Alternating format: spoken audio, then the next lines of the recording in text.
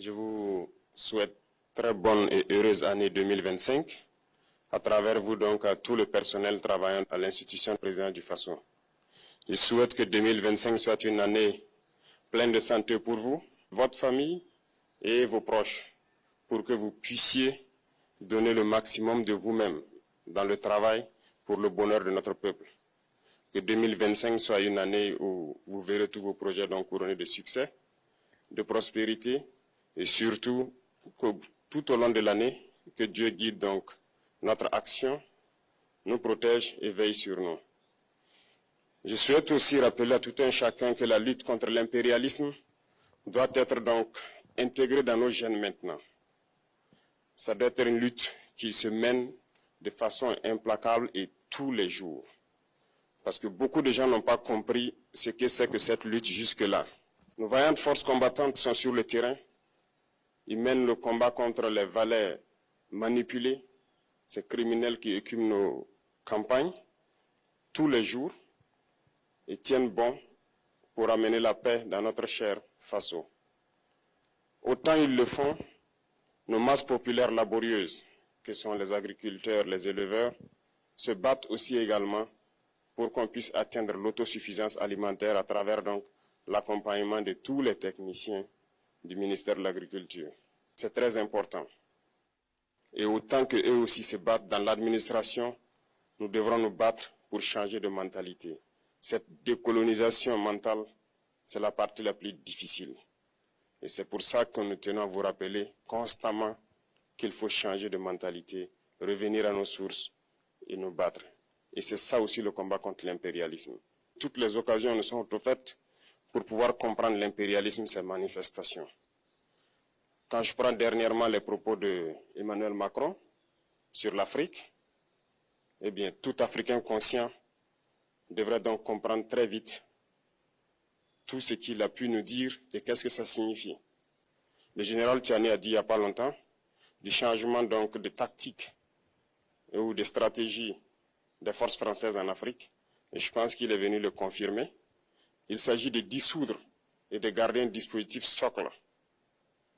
Et Emmanuel Macron l'a si bien dit qu'on ne peut que le remercier pour cette sincérité, même si certains ont voulu mettre la poudre aux yeux de leur population, mais la réalité finit par rattraper aussi. Ils ne partiront pas de certains pays, ils ont juste dissous le dispositif. Vous ne les verrez plus dans des bases, mais dans les ambassades, ils seront là. Ils vont constituer des sociétés de sécurité pour sécuriser leurs sociétés qui existent dans ces pays-là. Mais les soldats seront là, mais vous ne les verrez plus en tenue ou rassemblés dans des bases. C'est tout ce que ça veut dire. Ils vont se réorganiser, mais seront là. Il a parlé de politesse vis-à-vis de certains chefs d'État en leur donnant la primauté d'annoncer donc la rupture ou le départ des forces françaises. Ça nous importe peu, on peut dire, mais tout ce que nous savons, c'est que si vous voulez une rupture avec ces forces impérialistes, c'est simple, on dénonce les accords. Tout commence par là-bas. Et je pense que l'exemple du Tchad, en tout cas, est palpable. Ils ont commencé par dénoncer les accords. Sinon, si on ne dénonce pas les accords, juste dire que les bases quittent, on n'a rien fait. Parce que le problème se trouve dans les accords coloniaux de défense qui ont été signés depuis l'indépendance. Le plus dangereux n'est pas ceux-là que vous voyez dans les bases. Le plus dangereux, ce sont les conseillers militaires. Les conseillers militaires existent dans tous ces pays. Ils ont existé au Burkina aussi jusqu'en fin 2022, jusqu'à ce que nous prenions nos responsabilités. Et qui sont ces conseillers militaires? C'est ceux-là qui sont censés mettre en pratique la politique de la France ici. Ils doivent travailler à rendre nos armées très faibles pour que la France puisse toujours avoir l'argument d'exister ici. Sous Blaise Compaoré, ils avaient réussi. Nos sentinelles prenaient donc la garde avec des bâtons. C'est ça que la France veut de nos armées. Lorsque nous arrivons à cette étape, nous n'avons pas le choix que de vouloir qu'ils viennent s'installer. Mais l'armée burkinabé a réussi à un moment donné à se débarrasser des conseillers militaires. Malheureusement, je pense qu'en 2019, après l'opération Otapouanou, où ces Français ont vu que l'armée burkinabé avait encore une capacité de réagir au terrorisme, ils ont appelé le chef d'état-major en France, ils l'ont instruit de reprendre les conseillers militaires dans toute la structure. Eh bien, il n'a pas accepté, mais au retour au pays, les politiques l'ont instruit d'accepter les conseillers militaires.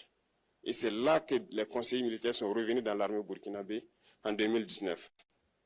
Avec toutes les conséquences qu'on connaît, l'armée était en train de disparaître dans les années 2020-2021.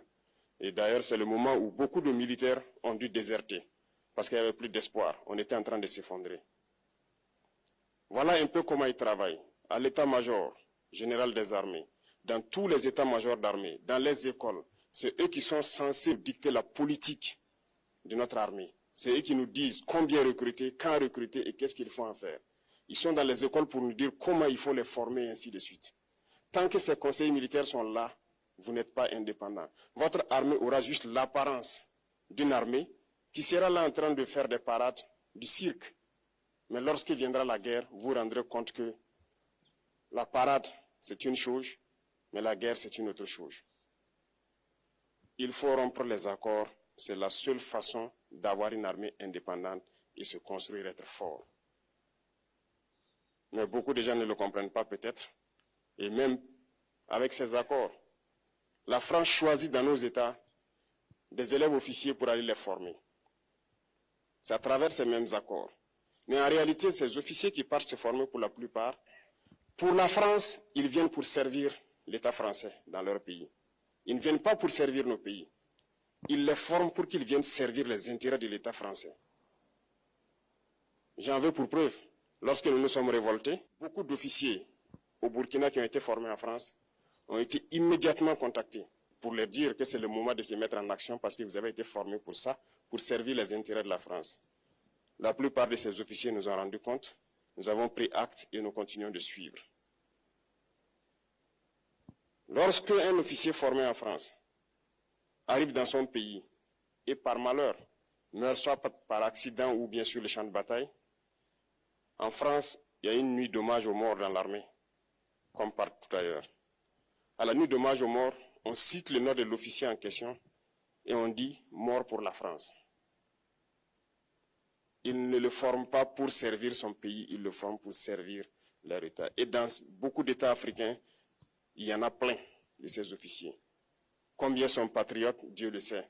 C'est une leçon que Emmanuel Macron a donnée encore aux chefs d'État africains, de se rattraper et de pouvoir vraiment mener cette lutte contre l'impérialisme.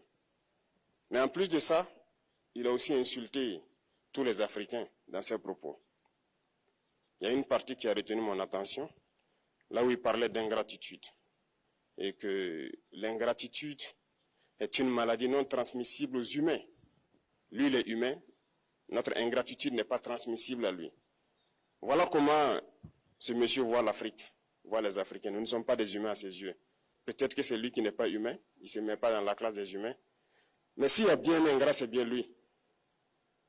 Je pense que s'il n'est pas athée et qu'il prie, à chaque matin qu'il se réveille et qu'il prie, il devrait aussi prier les Africains.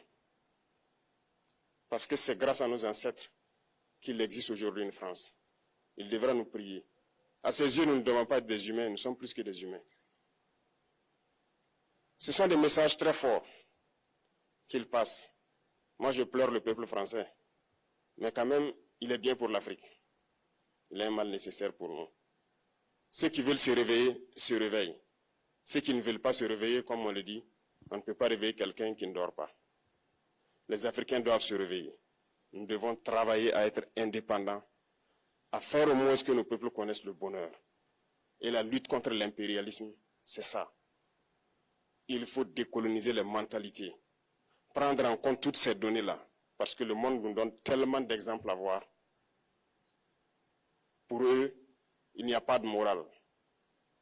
Ils peuvent vous désigner aujourd'hui terroriste, mais demain, vous êtes un héros, par leur simple bouche. Ils décident de ce qu'ils font. Ils parlent de démocratie, mais ils se font eux-mêmes des coups d'État constitutionnels entre eux. Ils parlent des droits de l'homme, mais ils déciment des populations ailleurs. L'Africain doit se réveiller, l'Afrique doit se réveiller. Et le combat contre l'impérialisme est permanent. Et je vous invite à incorporer ce combat à travailler en sorte que nous soyons réellement indépendants, que nous soyons autosuffisants et que nous puissions nous développer, connaître le bonheur, ce à quoi notre peuple aspire. Merci, je vous souhaite une très bonne journée, une très bonne semaine et une très bonne année.